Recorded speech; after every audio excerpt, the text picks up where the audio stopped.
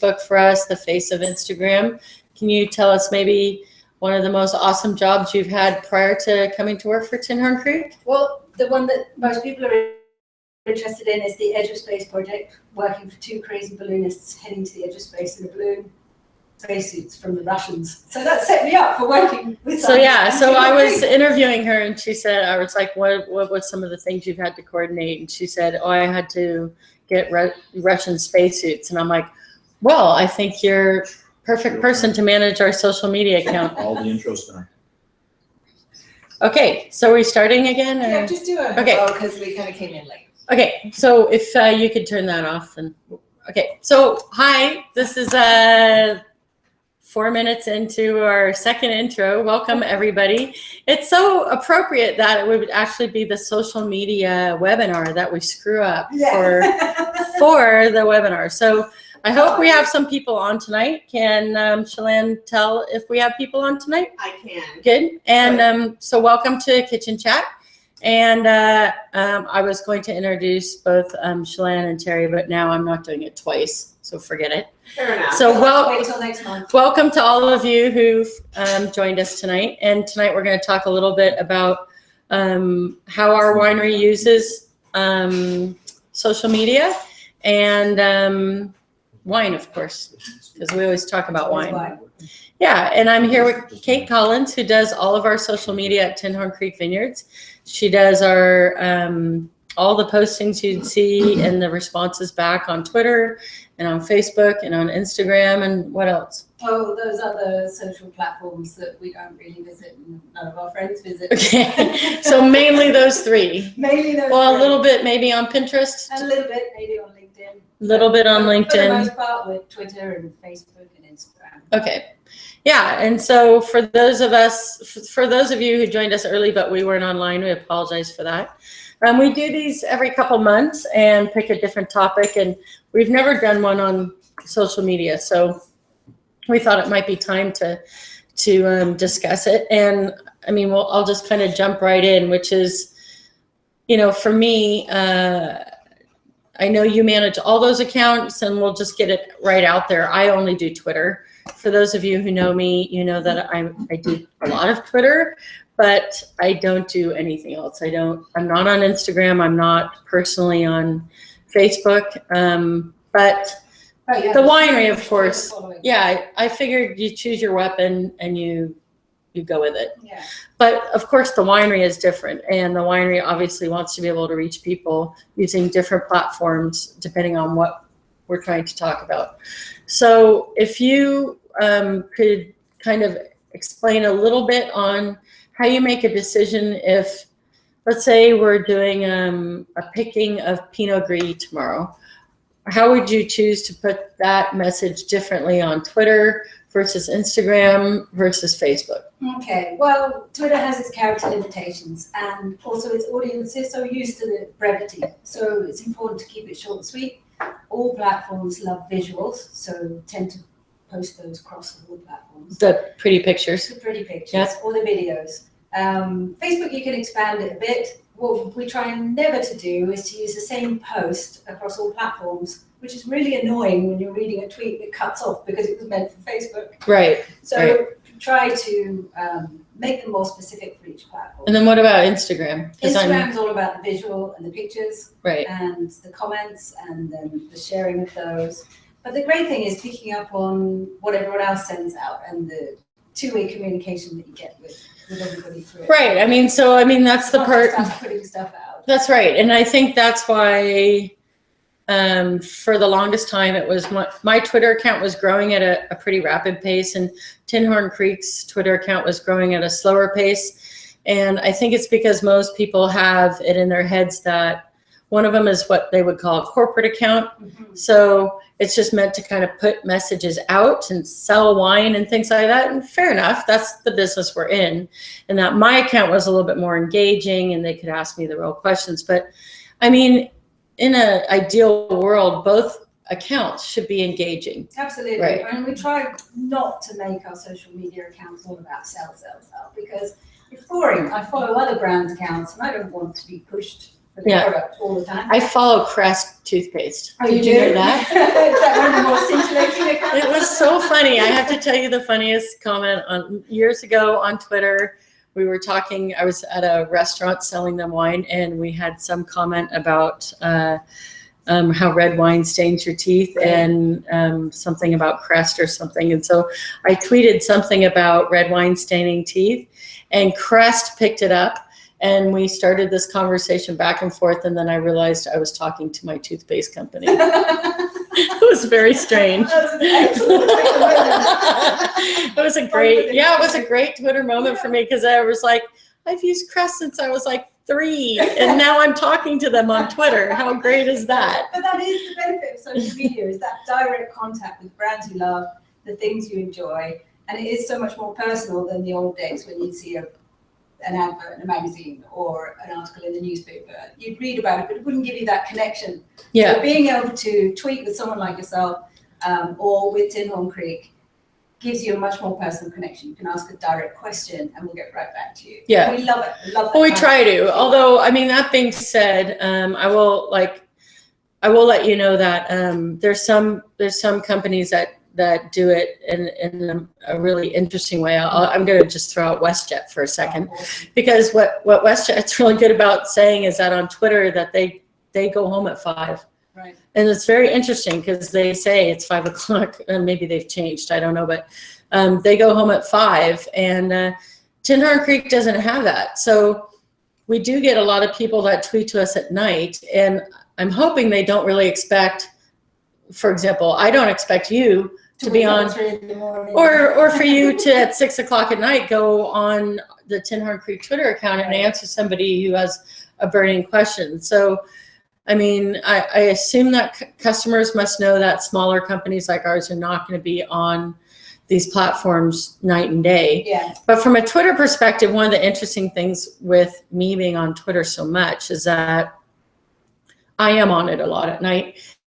And I do see what happens at Tinhorn Creek. And so quite often, if somebody asks a question on the column that shows Tinhorn Creek, I answer it in my Sandra Oldfield account.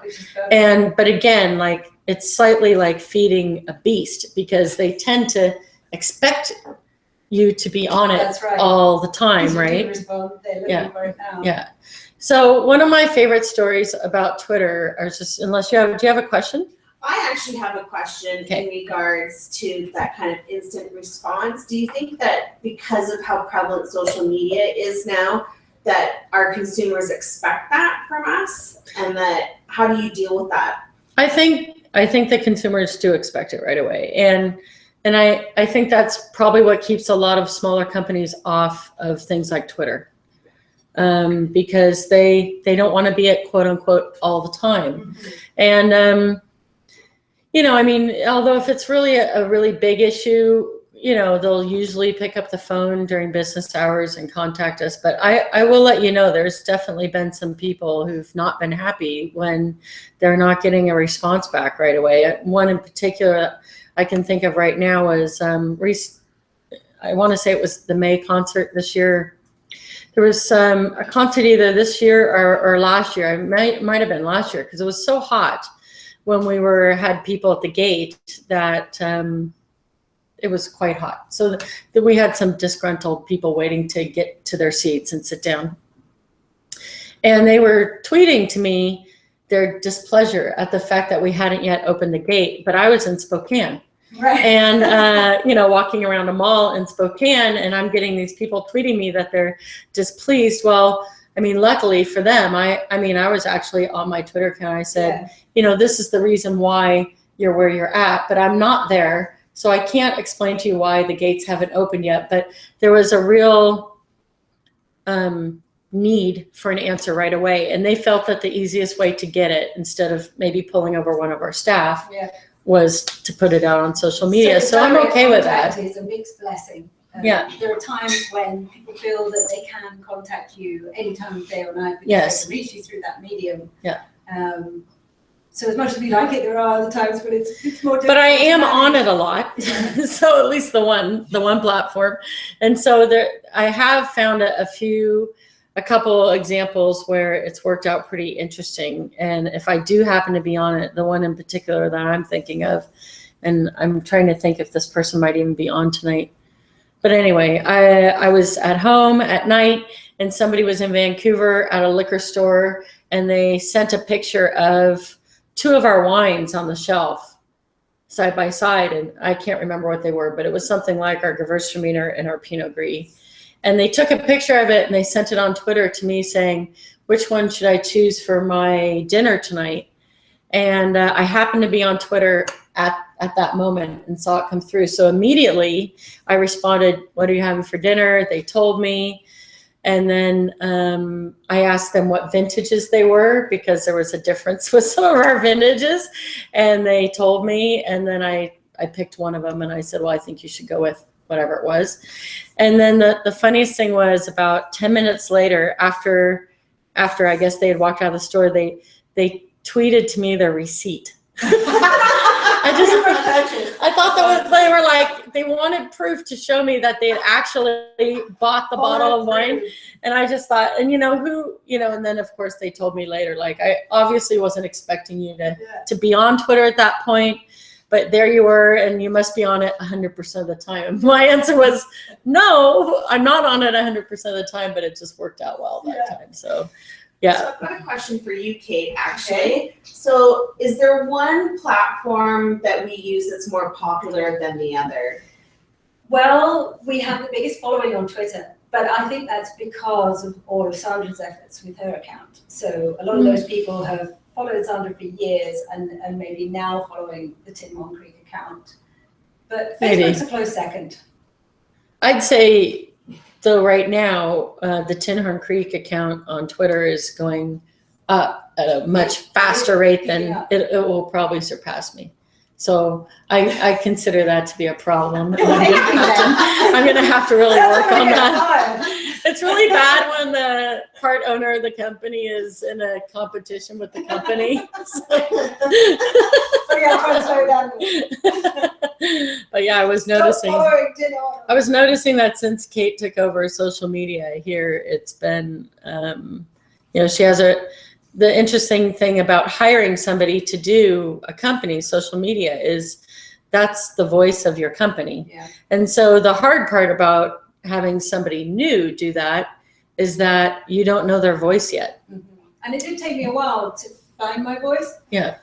Initially, the first few weeks of doing it, I probably stayed really straight and narrow and just trying to feel my way about what was appropriate, what wasn't appropriate, learning about our wines too. But I think more recently, I've been having a lot more fun with it and pushing it a bit more.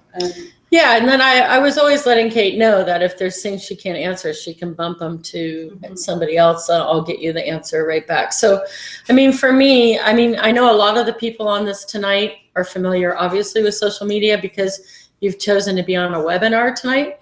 So we're slightly talking to the converted, but I will say that I think, for me, actually, I run Twitter, for example, as my phone.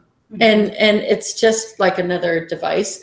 So there's times of the day where I don't want to be bothered and I turn everything off and I get my work done. There's times of the day where I will answer my phone, I will answer emails, and I have Twitter running on my desktop. And when somebody asks me a question, I'll answer them right away. So I just treat it like another phone line in a sense. Yeah.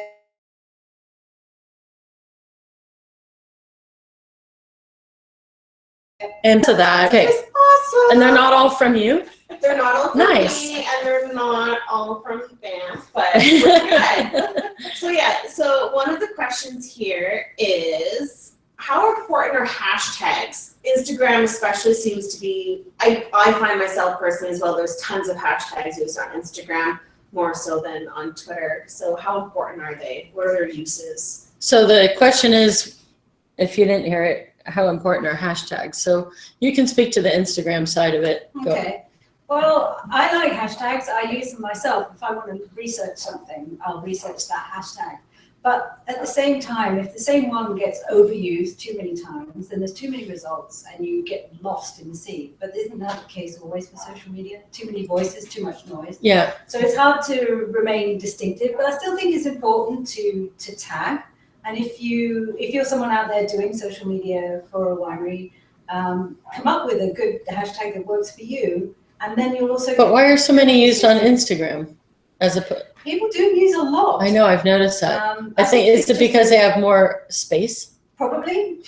Twitter's got its limitations, so That's why I like Twitter. Yeah. Shorter, to the point. I think a lot of people have a group of hashtags for Instagram, and they just copy and paste with every post. Oh yeah, that would drive me nuts. But I can see why they're doing it. They're building a legacy on the internet. So for me, come back and find like Twitter, for me, a hashtag, I use them for two reasons. One of them is valid and one of them is invalid. So the valid one is using a hashtag on Twitter allows you to become part of that bigger conversation. Mm-hmm. So you're either wanting to put yourself into that bigger conversation, or you're wanting that bigger conversation that happens to possibly pick up on what you just said. So I'll give an example. I would rarely ever use the hashtag wine unless I really want to all of a sudden have a bunch of followers from all over the globe speaking different languages that I have to decipher, right? But quite often I'll use BC wine with a hashtag because I know that some people who follow the BC wine hashtag are going to be a little bit more targeted to what I'm saying. Mm-hmm. But, for me, the second reason why I use a hashtag, so that's like the valid reason.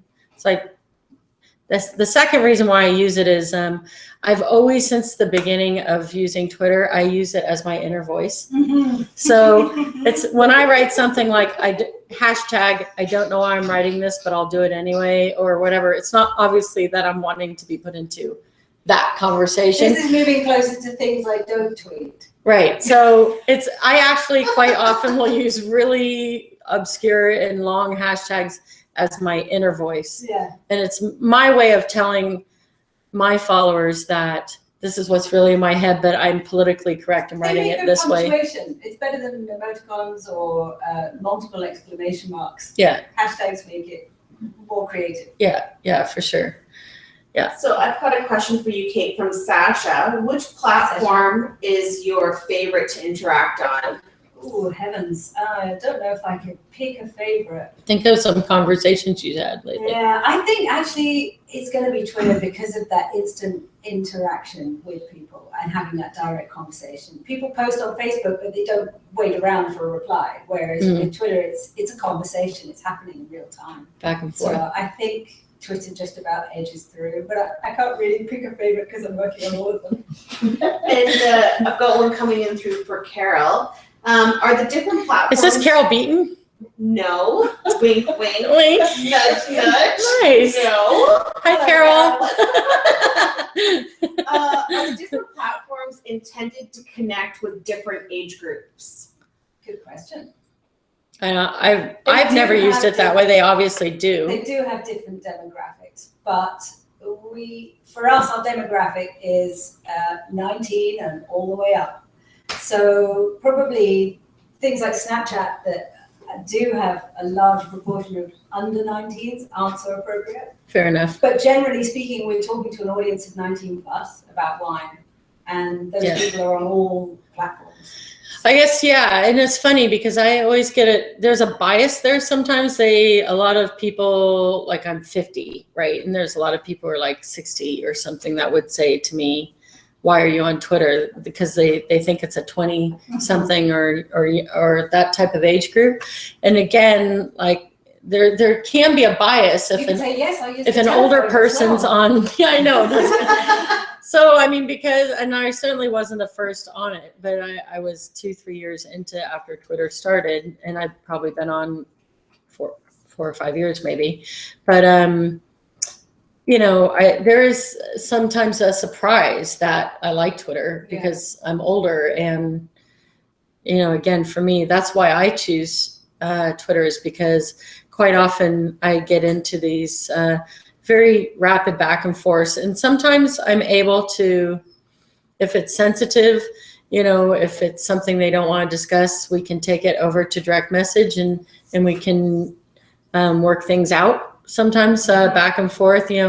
I've had numerous people who sometimes we're doing a free shipment on something and they're having frustration. They can't get our website to work at 11 o'clock at night. And, I take them over to direct message and, we go back and forth and try and fix it over there. But isn't that the great thing about the internet, though, is that you can't really frame it in terms of age or gender or nationality or any of those things. A bit like wine, as long as you're over 19.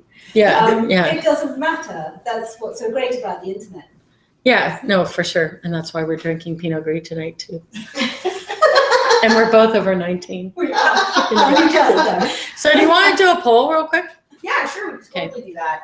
So we have our first poll of the evening is, which social media platform do you use?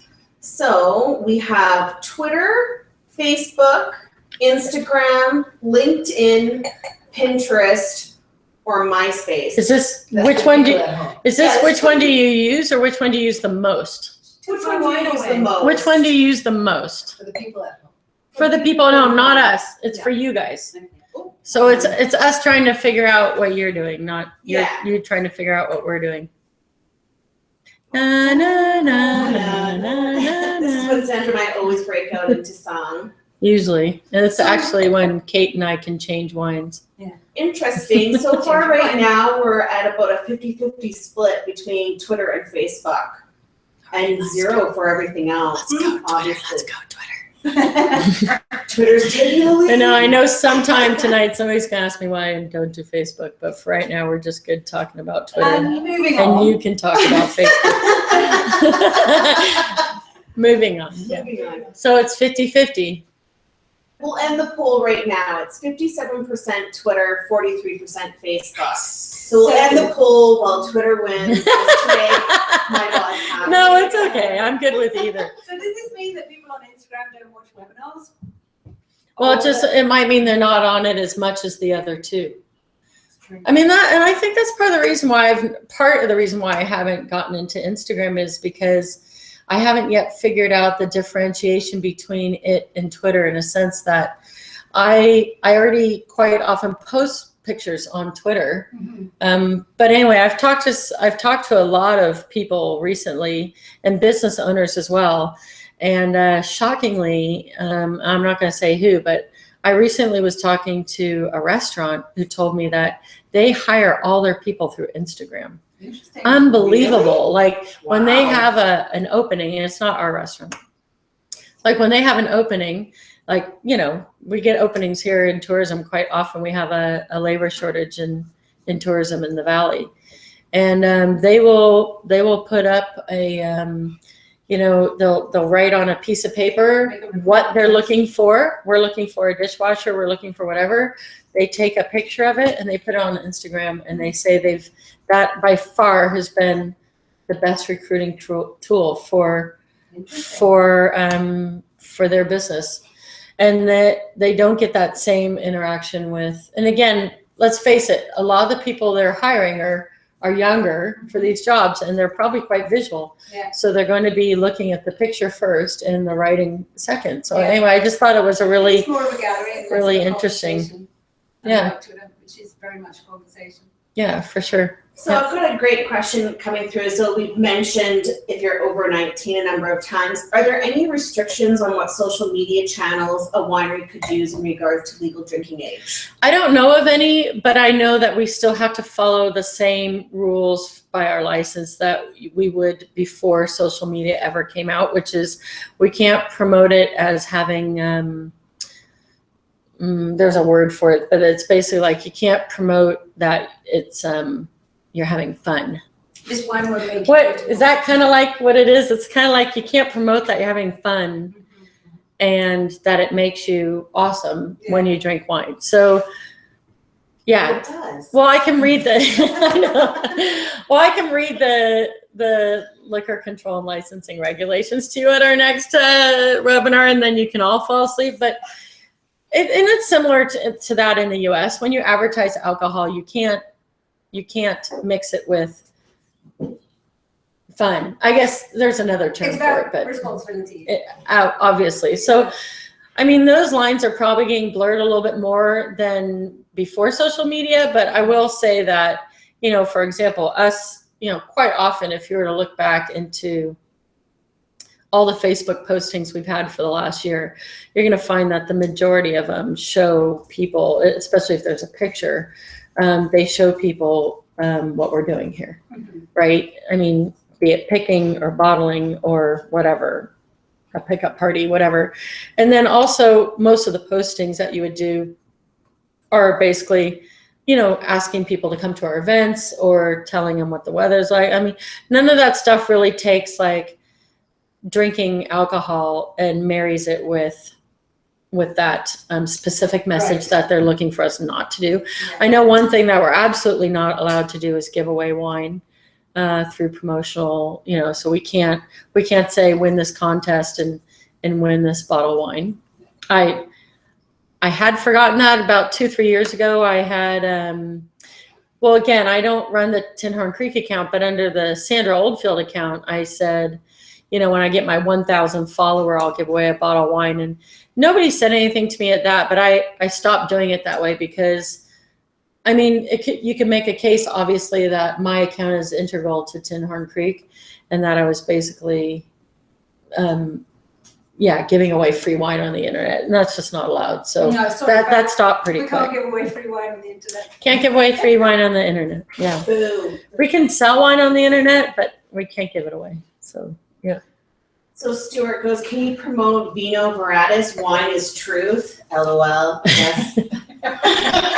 But they're drinking, so you know they're enjoying it. Yeah, I mean, obviously, and nobody's ever called me up in Canada and said that you can't drink on this webinar. So who knows? Like, again, in the US, there's probably tighter restrictions about things like that. I know that you can't actually be doing what we just did, the drinking on. That wasn't me. Yeah, whatever. The thing you just did. But yeah, I don't know. It's the funny thing about that is, the liquor board and liquor control and licensing don't seem to have Twitter or Facebook accounts. So the fact that they're probably out there watching us, fair enough, is true. But you know, again, if they really wanted to engage the consumer and find out like if their regulations are hurting us or helping us, they should really put themselves out there and get themselves a Twitter account. They just won't do it. I mean, you know, who wants to be, you know, harassed all the time? Fair enough. But I mean, there's a lot of companies that get a lot of complaints that are out there on Twitter trying to put their story forward. So I've always kind of wanted liquor control and licensing and other government agencies, as well as, you know, as well as the liquor control board and all that, to have them on social media so we could ask them questions, but it's just not the case. So quite often with ones like that, going back to the hashtag, if I want to get their attention or ask them a question or tell them that one of their policies is not working for us at Tinhorn, I hashtag BC politics. You know, I stay out of politics. fair enough. But if I want a politician to look at it, I put hashtag BC politics, and somewhere it's gonna get picked up, right? In BC. Yeah. So, yeah, that was a long-winded answer to that question. Sorry about that. That's okay. So a great question has come through from Paul, and this might actually be more for Terry or myself maybe, but has social media helped increase club member retention? Oh, retention. That's a good question. Well, I mean, I know you guys can answer that better for sure, but I mean, we measure retention in our club, and it's good. We have a really good retention rate in our club. We have always had a good retention rate in our club. So, and some of that was prior to doing more work with social media. But I will say that what social media helps do is make people feel that they're part of what we're doing here in a much more intimate way. Yeah. And so all of that to me means that we would have a higher retention rate, but it's really difficult to measure something like that. We could turn the question around and ask you guys, of all the wine clubs that you belong to out there, do you feel more warmth and connection with the ones that talk to you on Twitter and Facebook, that send you e-newsletters, to the ones that just ship you one twice a year? Right. How does that feel as a club? You know, or the people who've quit our wine club, are we asking them if they were on social media? I mean, there's really no way right now for us to measure that, but I do know for me, as well as most people who are on social media, which is, it's another way to get you to feel closer to that product that you're buying, be it, and again, I mean, with wine, we have a very, personal product here. I mean, it's an agricultural product. It has the whole weather and soil and farming aspect to it. We also have the craftsmanship and the making it side, and of course, you know, all the fun that goes along with sharing it at meals and with your friends. And so, you know, to me, it's a very intimate product, and so it's really one of the best products I can see on Twitter for it's a whole lot easier than running Twitter. a toothpaste Twitter account. Yeah, no kidding. No You kidding. actually have some of our club members. That's awesome. Love it. Although Crest had to be really engaging with me that day. So we actually do have a couple of comments because you turned the question around and we've got a number of club members. So Carol says, comment to share. Exactly, Sandra. I feel that I kind of know how you and your staff, who your staff are because of your tweets. I've become a groupie because of Twitter, hashtag BC Wine Chat, webinars, etc. And then Stuart said Tin Horn Wine Club is miles ahead of the other Oliver area wine clubs, bar none. Yeah, so that's good to hear. And I mean, for me, again, you know, when I talked to Kate when she came in to manage our social media, you know, I wanted to make sure that she wasn't just putting things out that are just like advertising us. You know, here's what we do. Buy this. Yeah. Come to this event. Well, that switches me off. I follow a number of brands personally, and I feel a love for their product, but I don't know much about them. So I follow them on social media, and then I feel a bigger love for them. Yeah. And I get more engaged. And my favorite channels to follow, no names mentioned, are the ones that don't just sell at me the whole time. Yeah, so if we had a a fire like we had here in Oliver last year, I mean, we have to be able to engage with our customers and tell them, hey, the weather's still great, or hey, they're doing a controlled burn today, or the highway's closed at Caramios, or we just had an earthquake, but all the barrels are fine. You know, like we aren't just out there to sell. So I mean, quite often it's just the information. Somebody there had mentioned, I guess it was Carol, and had mentioned BC Wine Chat. So just want to quickly give a plug for BC Wine Chat. So we're coming up on year 4 in a couple months of me running BC Wine Chat, which is it's the hashtag BC Wine Chat, and it happens every Wednesday at 8 o'clock. And my hope was always to get as many BC wineries, as many retailers, and as many consumers in one forum together to discuss whatever topic we had decided on that night. Admittedly, some topics get more consumers than others, and admittedly, some topics get a lot of the wineries, just the wine geeks, right, the industry people. But that's still interesting for the consumers. Yeah, but you know, for me, the hard part about running this chat weekly has been it's kind of like you're babysitting it in a sense, like, you know, if it's Wednesday and it's 8 o'clock and I can't run the chat, I have to find somebody else to do it. And that's been 4 years of that. And that coming up with a topic every week is going to drive me mental pretty soon, because, you know, how many more, you know, topics can I come up with times 4, you know, 52 times 4. So yeah, but anyway, really and so just so you know, it is tomorrow night and I still don't have a topic yet. So if any of you guys want to let me know what the topic should be, then we can choose that. So Sarah has a great question now that we're talking about Twitter. Do you feel obligated to like or comment or retweet tweets to or about Tin Horn Creek? Not always, no. I mean, I do if I think they're of interest to everyone who follows our channel. Or like a review maybe, or a review, or we had a lady the other day who came and did a YouTube video tasting review out on our Right. in our demo vineyard, and that was really interesting for everyone to see her thoughts about that wine. But no, not necessarily. I mean, I could be there all day.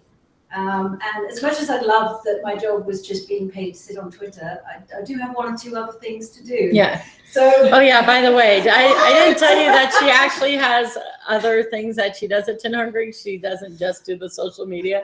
So if you guys think we're that specialized at Tinhorn that we've hired somebody just to sit there and watch our screen all day, we haven't. Yeah. So no, I pick and choose. I'll do a quick summary and pick the things I really like, or pick the things that we want to. But I can always tell the wineries. Well, first of all, a lot of wineries would not manage their own accounts. Right. I mean, they're busy making wine. Fair enough. And a lot of wineries are smaller as well, and they wouldn't have that. But a lot of wineries, admittedly, are larger, and they still don't manage their own accounts. Right. The PR company maybe does it. Yeah, a PR company might do it. But the ones that drive me nuts is just retweeting anything that's awesomely said about you. Mm-hmm. It just drives me mental because, again, like, fair enough, you're an awesome business. You're an awesome winery. You're an awesome but it's whatever. Like reading but a bunch of press releases, and you do sit I have down to see read that? a book, you don't pick up the phone book. Yeah. And so you sit down to follow a good channel. You don't want to just follow. So one really great way I've always used to, if you guys are trying to decide whether or not you should follow somebody or not, is to go and click in on looking at the history of their tweets. And if a lot of them start with the @ symbol, meaning they're talking to somebody about something, they're probably an engaging Twitter account. So if a lot of them just start with like, we're hosting this event on Friday, buy tickets, that's what you're going to be getting. And if that's what you want, sign up for it. But if you want a winery or a business that's going to be, you're going to be able to engage with them like, hey, I ate at your restaurant and I really liked that soup, but I can't put a finger on what ingredient was making it taste tart or whatever. I mean, then you should be going into, in that account, if they are using the @ symbol and saying, at Sandra Oldfield, here's what's going on, it means that they're having one-on-one conversations more frequently. There's a person behind that, someone you can talk to. That's right. Yeah. So do you guys ever worry about the hackers / sex tweets, etc., affecting the accounts? No, but Tinhorn Creek doesn't really get that a lot, but I get it on BC Wine Chat quite a bit. When we have a very popular chat, that might start trending in British Columbia or start trending in Canada. Definitely when it starts trending in Canada, we get a lot of those inappropriate, spam / porn / whatever tweets. With those things, they tend to go away after, the chat ends. And I do my best as the moderator of that to constantly block and report. But in general, as long as you're not using any trigger words in your tweets, typically, and they're not always sex trigger words. Quite often, if you use the word follower in a tweet, it's not a good idea because you'll get a lot of spam where they're trying to get you to buy Twitter followers and things like that. By the way, just so that we can be clear, all 15,000 of my followers were earned, not purchased. Thank you very much. I just want to state that right out, because I've had a few people now that I'm up around 15,000 followers, and they think that I've purchased my Twitter followers. I'm like, no. Why do I do this, and why would I be on it at night? Yeah. And because you're there to have a conversation. And why would I be on it at night if I had purchased followers? I mean, honestly, the point is, yeah, you're there. But am I there to talk to 15,000 people? No, I'm not. There's only at any given time 5, 10, 20 people that might be engaged when I send a tweet out. And so I'm not expecting that I'm talking to that many people. I'm talking to whoever picks up on that tweet and wants to discuss it with me. Might be 1 or 2 people. Yeah. So let's take a moment. By the way, we're drinking our Cabernet Franc tonight. Our new release Cabernet Franc. If you want to know what we're drinking tonight, we're drinking our new release Cabernet Franc. So excellent. Yeah. So going into our second poll, we're asking you guys who are joining us, when do you usually go on social media? You pop in throughout the day, all day, I'm addicted, morning or evening? name. And let's give him some time. No? Still tasting. For me, I think I'm in the heavy user category. You have to wait. You have to wait till they're The done. answers come in. Oh, I'm sorry. Yeah. Well, they're actually answering for themselves, Yeah. right? True enough, So true she enough. can answer, I guess, for herself. Yeah, but that's your job. It's true. I'm So- going to do it. Are you No one good? is admitting that they're addicted. That Really? Nobody's. Wow. No, they've all said pop. There, we have throughout very the day. balanced people. Very balanced. Nice. I'm on it all the time. I'm working. What else? No, that's good. So what's- 100% pop in throughout the day. Okay. So that's Oh, really? yeah. They're all very, very well balanced people that are on this. They are still working hard at their jobs to their Yeah. bosses. Yeah, exactly. Yeah, because I mean, although I say I do run it as a phone, I'm definitely on it much more in the morning, from 6:30 to 7:30 in the morning, and then I'm definitely on it much more at night from like 7 on. You know, it's yeah. No, I'm definitely a bookend of the day. Kind of Statistics show person. that a lot of people check in the morning, check in at lunchtime, and then run about 5 o'clock when they finish their day.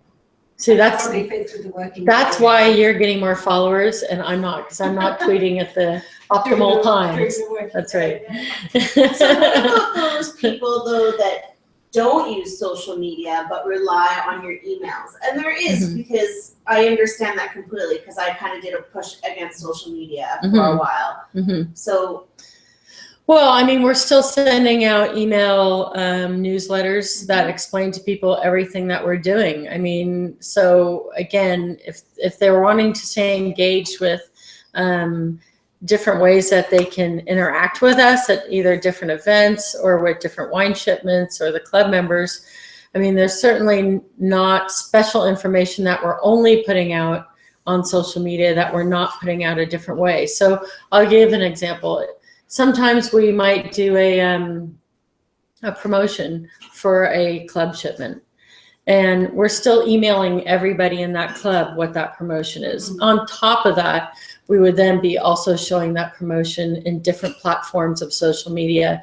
But if you're somebody who only gets emails, you're still going to get that Yeah, information. you're not going to miss out. You don't Yeah. have to follow us on social media to keep up. Although I will have to say, there recently, I think we've been doing a few like contests and things that have only been on social media, and I hate that, so we should stop doing that. Okay. Okay, because I'm not keen on that. Well, for example, I'm pretty sure you just did one just on Facebook.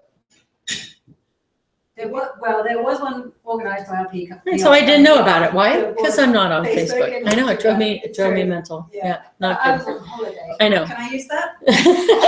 At the time. Otherwise, I would. I say feel sorry, like I when can we take do this a contest, it should be equal for anybody Yes, who I wants to agree. engage with us and not just somebody on Facebook. And free ships and things like that. But I mean the people who aren't on social media, the part that they're forgoing, and for them it's probably just fine, is that you know we're not going to be putting out on an email. You know, we just picked Pinot Gris this morning. It Right. looks like this. The sunrise looked like this, and tomorrow we're picking Chardonnay from our Golden Mile bench. I mean, I think we use that'll be missing, our social right? channels are for the very immediate things that just happened that hour, that day. And our newsletters are for more the general bigger picture about when our wines are coming out, the events that are going on. Mhm. So you're right, you're not going to miss out. The only things you miss if you don't follow us on social media are those immediate happenings like, oh, we just did a Merlot pump over, or we just harvested this. Or, Yeah, sometimes I hint at like some new products, or I sometimes I do some hinting a bit, and again, but again, they're going to find that out when it gets released anyway. So, I mean, and then of course you can take it to the next level, which is, you know, there's some people obviously that are engaged with Tinhorn Creek, but they're more engaged with me personally sometimes, right? Or somebody else who works with us at our winery. So I think, you know, do they really need to see a picture of my cat on a Saturday morning? No. Well, by the way, I don't tweet pictures of my cats too frequently, but you know, but I will tell you one thing. You know, I've never used my daughter's name, but I always call her the 11YO. And when I started Twitter, she was the 5 or the 6YO. I can't remember. nice. So she has grown up all the silly crazy things she said, they've been on Twitter. And I find sometimes that things like that is really, and again, I don't do it on purpose to retain club members, but the point is that kind of connection shows that we are a human company. We have families. Yeah, and it is my personal account, but then I have some X's on my personal account. I never tweet politics. Now I know some of you guys don't believe that because I've been quite involved with some Canadian initiatives to try and get our wine to go across borders and things like that. But those are really specific to our business. But I never, honestly, I can't think of one tweet I've ever done. Maybe somebody's going to find one, but you're going to have to go back in 97,000 tweets to find it. I really don't tweet politics. I don't tweet religion. I don't. Sex, politics. I try. Well, sex, whatever. Sometimes a little bit. It's a gray area. Definitely not the other two.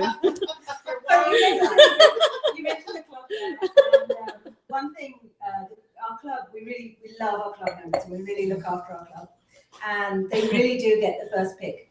So a great way to find out first about concert tickets that sell out, True enough. new wine releases, is join the club. You get the first shot at everything. But but how we communicate with you is still primarily through email, Yes. and then we augment that message in other platforms. Yeah. I can't believe nobody's wanted to talk about LinkedIn tonight. That's a joke, actually. But. Have you guys ever experienced any limitations using a social media platform? Oh, Yes. yeah, all When the you time. want to speak your mind, things you can't tweet. Those are limitations. You have to remember that you're speaking as the voice of a brand, of a company, of an entire team. There are And I 29 feel that way people too. working here. It's I not feel just that way me too. typing that tweet. I Yeah. feel like I'm speaking on behalf of 29 people who all work here, and everybody's contributing. It takes a team to make all this work. And the interesting thing is, and I'll give the politically correct reason why I'm not on Facebook. That's probably one of the reasons why I'm not on Facebook, because when I was on Facebook, I found that I got pulled into some really large discussions, and it was hard for me to not have the political stance or the religious stance or the world event stance. So with Twitter, I've been able, it's brevity as well. And so it hasn't pulled me into that desire to rant as much. I mean, surprisingly enough, I am a ranter, but No. Hashtag. But the one thing I think Twitter's taught me as a life lesson, if I could put it that way, is that most things that you need to say can be said in under 140 characters, and most people are using way too many words. Way too many words. So I usually write my tweet, and it's way over the limit, and then I try and get it back to 110. Yeah. And so it takes some real thought process on taking out the superfluous, information there. So, yeah. So Superfluous is not a word you can use on Twitter. It's definitely way too not. long. Too many characters. Way Yeah, too long. that's definitely not one that you can use. You should hashtag that. Superfluous is way too Yeah. long on Twitter. That would be your whole tweet. Your whole Fair tweet. enough. So when Stuart was just saying that he was just surfing on our Tim Horn website, do we have an actual site or area where you can link into, say, our Twitter account, Instagram, Facebook? Right. There are buttons on the website with the icons for those social media platforms, and you can click those. And Are they at the follow us. bottom? They're at the bottom of the page, and you can follow us directly there. Yeah. Straight away. If there's an easier way to do that, let us know. Bigger buttons, maybe. Bigger buttons. Just the whole entire webpage, just be a Twitter icon. Yeah, it could be. Yeah. What's this question that you guys are wanting to ask me? I would really like them to send us their handle, because we can actually put it on their account, and then we can write them, and we get their picture popping up on their account in the club. That would be great. Yeah. Say that again. So if, let's say, our club members let us know Yeah. what their Twitter handle is. Oh, we I can see. Put that into their account information. Oh, that's And then nice. their picture pops up and all that kind of fun stuff. Nice. They may It's not, great to put in their they may or keyboards. may not want that, but fair enough. Yeah, I didn't realize we could Well, do that. You can always set up a fake one. Yeah. Nobody at this table has any fake Twitter accounts, so That doesn't happen. no. So I just have a broad spectrum kind of question out of curiosity. So how has social media changed kind of how consumers are able to learn about wine? Like you look at how it used to be all about print and it used to, like anybody Right. can be a wine blogger now. Like there's Yeah, just a lot more. It's out Although, there. fair enough. So there was a time where, you know, people were trying, and I'm sure it still happens, where whoever can blog about the wine, and let's face it, wines are very personal things. So Kate can like this Cab Franc, and the person next to her, not me, but somebody else cannot. And you know, she can give an opinion on that like it's a blog, and then you out there can choose to listen to it. I do have to say, there's a discipline to actual wine writers that I admire, and because it's their job and they take it seriously, and they've tasted so many wines in such a broad spectrum that when a wine writer, what you would consider to be more establishment wine writer reviews a wine, I pay a lot of attention to that. Does that mean I don't pay attention to bloggers? No, I do. But it's a different kind of discipline. You might not And make a purchasing decision based on a blogger's opinion, whereas you might do Maybe. a professional wine writer. yeah, It's a broader depth of experience. it's hard to know. Like, I mean, like when, It's so yeah. subjective. I don't know. For me, it's so again, like there's some things that I think social media has definitely allowed us to tell that story better to the people. Now they're not just seeing, for example, the end result with 4 out of 5 stars and it tastes like cherries and oak barrels, whatever. They're seeing the process, the people behind it. They're seeing, you know, the trials and the tribulations throughout the year. They're seeing, you know, how much hard work goes into what we do in the vineyard and how much hard work goes into what we do in the cellar and things like that. So, you know, they're certainly exposed to much more of it. And in the past, it used to just be more like, here's the finished product. Here's the bottle. Take our word for it, or take this guy's word for it. It's really good. It's good. Now, you know, again, I think if I were a consumer, I'd be looking not only at how wine writers and that receive the product, friend recommendations, which you can get quite often on social media, and then as well, how connected do I feel with that winery? But to be honest, you know, if I want to buy a certain Riesling from a different winery, I'm going to go, what are you going to do? You're going to go talk to some of your friends who like Riesling, Right. and you're going to ask if they've had that Riesling, and you're going to go buy, Yeah. you know, if they say the Riesling from Orofino or Tantalus or something's great, this vintage, you're going to possibly go buy a case of it without even sometimes tasting it. So, and a lot of those things now you can get on social media, whereas before you had to go there. I mean, for me personally, though, I would still, it hasn't really certainly cut back on people wanting to come to the winery and to see what's going on. I mean, we've never been more busy than we've been this year with tourism. So if anything, it probably, like I said, it augments their desire to come and see it for themselves. Yeah. Come and smell and taste. Yeah. So just opening a little bit of a can of worms. So what do you guys think? At 5'2", fair Why enough. not? Why not? I'm just trying to pull a little bit. My fault. What do you think about things like Yelp, TripAdvisor, things like that? I use it personally when I am going on vacation. So what do I think of it? I must think something of it because I use it. Now, again, I do have to tell you though, I rarely read the reviews because I know that I really feel that most people leave reviews when they're negative. or So, extremely positive. There isn't much in Yeah, the middle. yeah. People either had such an awesome time they want to. but if write you about know it, that or a it's, terrible if joke. you know that it's fine, but I will have to admit, I use TripAdvisor quite often when I'm making plans, but I use it in conjunction with their websites and their social media accounts and things like that. If I'm booking a place far away, I don't take a just reviewer. use.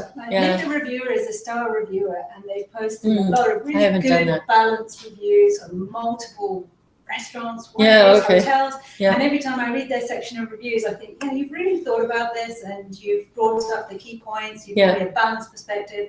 Then I'll look for that reviewer's review on other things, because I then like appreciating a wine writer's understanding of wines. Appreciate and I that think they're there's- reviewing places. Yeah, and then from the flip side of that is how do we respond to people who've left positive or negative reviews on Tinhorn? And we don't live and die by them. I mean, obviously it's important for us to get back with them and to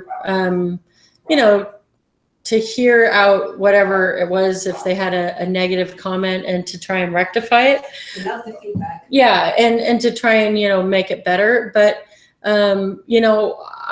we don't have metrics like, wow, we need to make sure that Tinhorn is at the top attraction in the South Okanagan. That's not our goal. If it happens, that's great.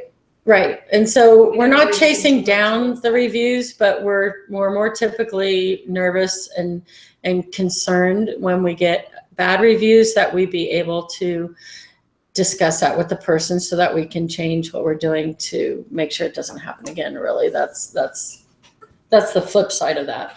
But yeah, I use them all the time, but I do tend to take them, like you say, they're one extreme or the other, with a grain of salt, a little bit. Yeah. So anyway, we're going to be doing another webinar in November.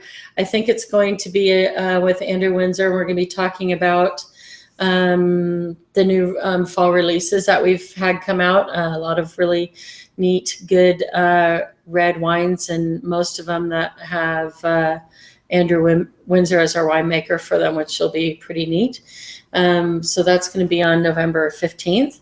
And same time, and so we hope you can join us for that. But I definitely want to thank Kate for coming, because it's not normal for Kate to be out in front of the camera. She likes to be behind the Instagram account and behind the Facebook account. But I think it's really important that that you see who we hire for our the face of Tinhorn, and for us it's got to be someone that we feel comfortable talking with. And Kate's so awesome. We definitely feel, but don't ask for a raise. So.